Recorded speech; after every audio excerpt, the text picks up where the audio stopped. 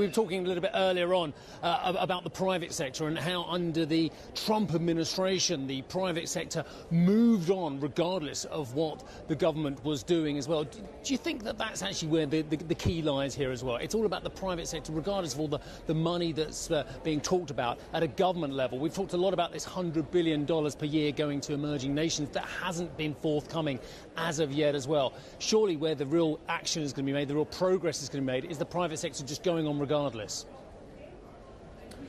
Well, I think the way that states, cities and businesses created this "we are still in" coalition under Trump is a good example. Trump famously came in to bring back coal but retired more coal on his administration than the Obama administration. But that's because of the economics. No one's going to invest in coal in America because that's a declining fuel and because renewables are cheaper now. But I think it'd be an oversimplification to say it's only about the private sector. It's about the interplay between policy and the private sector. Of course, the real dynamism and the implementation will come from the private sector, but it needs the guide rails of policy. Like we will have 100% clean grid in 2035, as Biden says, or as I said, clear phase-out dates for coal and investment in the new technologies like green hydrogen.